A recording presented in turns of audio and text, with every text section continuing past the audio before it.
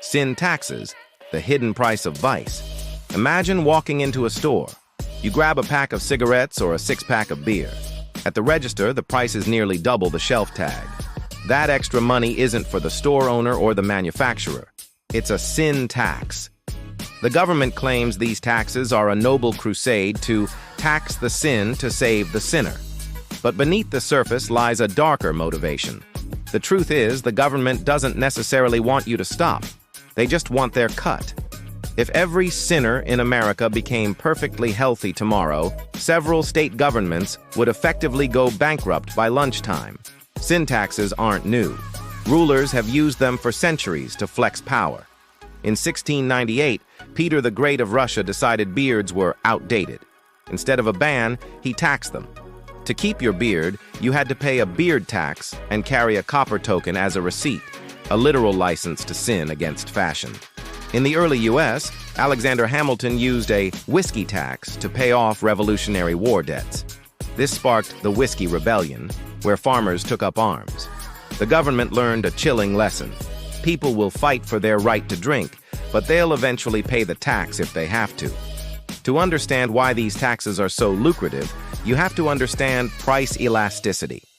Most products follow a simple rule. If the price goes up, people buy less. That's elastic demand. But sins, like tobacco and gambling, are inelastic. Because they are addictive, the biological need doesn't vanish when the price spikes. The government knows a smoker will often cut out food or clothing for their family before giving up their habit. It is a calculated profit based on the limits of human addiction. This leads to a terrifying paradox: the addicted government.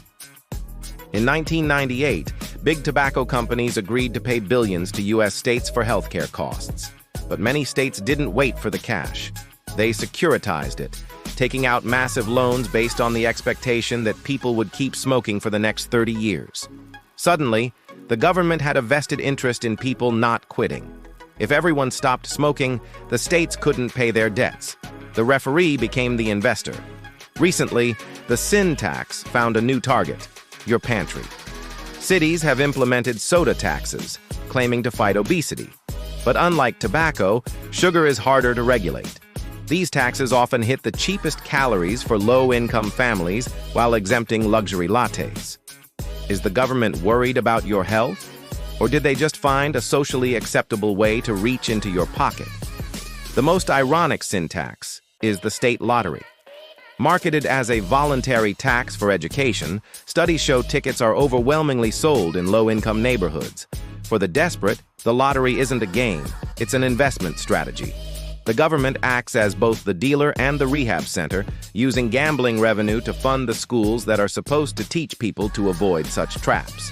When these taxes get too high, the sin doesn't disappear. It goes underground. In New York City, where cigarette taxes are sky-high, over 50% of cigarettes are smuggled in. This creates a massive black market, leading to street crime and violent confrontations.